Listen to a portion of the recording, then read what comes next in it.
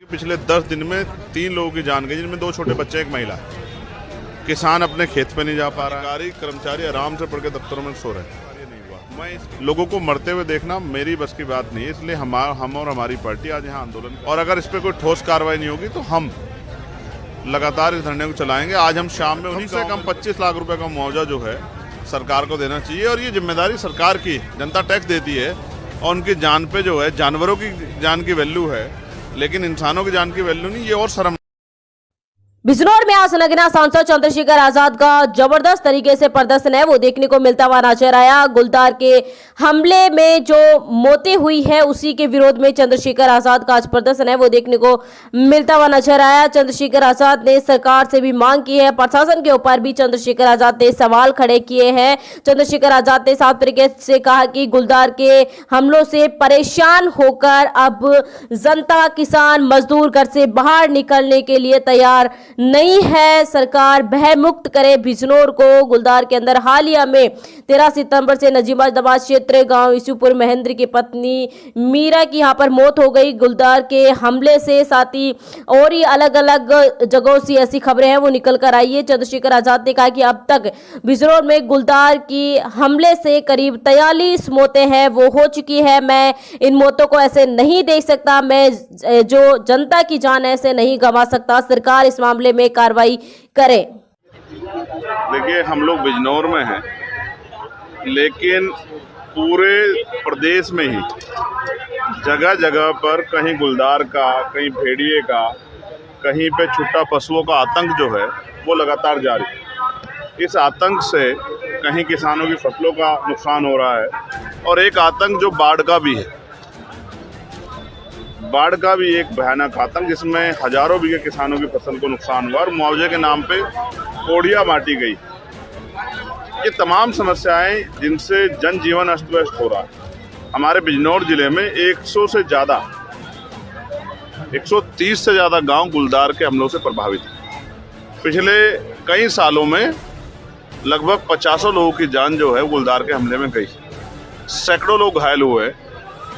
अभी पिछले बीते 10-15 दिनों में 3 लोगों की जान गुलदार ने ली, जिनमें 2 बच्चे, तो एक बच्चा 8 साल का है, एक बच्चा 9 साल का, एक महिला है, जिनकी जान कल ही गई। शासन प्रशासन की गैर जिम्मेदारी के कारण, सरकार के निकम्मेपन के कारण लोगों की जान जा रही है और कोई सुनने वाला नहीं। चारों तरफ हाहाकार मचा है। जिस क्षेत्र में हम लोग हैं ये किसानी बाहुल्य क्षेत्र है। किसान खेत पे नहीं जा पा रहा है, किसान की फसल बर्बाद हो रही है, कोई पूछने वाला नहीं है। 5 लाख रुपए का मुआवजा मिलता है, परिवार का कमाने वाला चला जाता है, पूरा परिवार बेबस हो जाता है। 5 लाख रुपए का मुआवजा पर्याप्त नहीं है। हम चाहते हैं कि हमारा क्षेत्र गुलदार मुक्त क्षेत्र बने। इसके लिए हमने विभिन्न प्रयास किए। मैं खुद जो है केंद्रीय मंत्री से मिला, उन्होंने मुझे आश्वासन दिया कि वो विजिट करेंगे। मैंने एक लेटर उनको दिया था, उन्होंने वाइल्ड लाइफ इंस्टीट्यूट देहरादून को वो लेटर दिया। उसके बाद यहाँ एक टीम आई, लेकिन फिर सब लोग सो जाते। जैसे मैं बार बार आवाज़ उठाता हूँ, मैंने पार्लियामेंट में भी इस विषय को उठाया, मुझे आश्वासन मिला कि इस पर काम होगा, लेकिन फिर भी लगातार लोगों की जान जा रही है। अब मैं समझता हूँ कि अब इस पर चुप्पी रखना, उन हत्या में बराबर का दोषी, जो हत्या गुलदार द्वारा की जा रही है, उनमें बराबर का दोषी बनना है।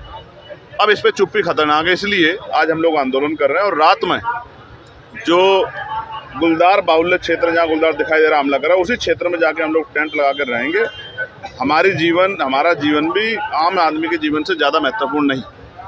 जब हम अपने लोगों के, जिन लोगों के लिए हम लोग लड़ रहे हैं, उनकी रक्षा नहीं कर पा रहे हैं, तो हम क्या करेंगे। हालांकि जिम्मेदारी शासन प्रशासन की है, पुलिस की है, एडमिनिस्ट्रेशन की है, ये फॉरेस्ट की जो हमारी टीम है, DFO हैं, और जो अधिकारी उनकी टीम, उनका काम है। लेकिन संवेदनाएं खत्म हो गई अधिकारियों। कोई जाके नहीं झांकता है, कोई पूछना नहीं चाहता, कोई जानना नहीं चाहता कि ये हमले कैसे होंगे। गुलजार वहाँ से पकड़ते हैं, बरेली से आतंकखोर गुलदार पकड़े, इधर छोड़ दिए। जो गुलदार पकड़े गए, 134 गुलदार पकड़े गए हैं, कहाँ हैं? कहीं रखे गए हैं, कहीं नहीं रखे गए, वापस छोड़ दिए गए हैं। वो दोबारा पिंजरे में भी नहीं आते, और वो क्योंकि पुकार हो गए,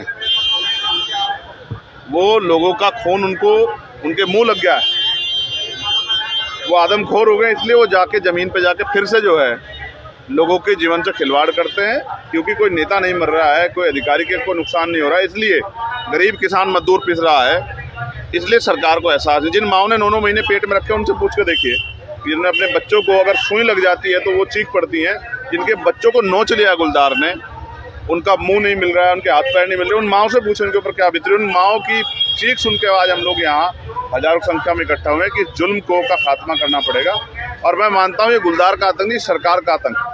सरकार अगर जिम्मेदारी उठाती, सरकार अगर ठोस कार्रवाई करती तो आज इतने लोगों की जान नहीं जाती। इसलिए हम लोग आंदोलन कर रहे हैं, और अगर ठोस व्यवस्था नहीं होगी तो हमारा आंदोलन जारी रहेगा।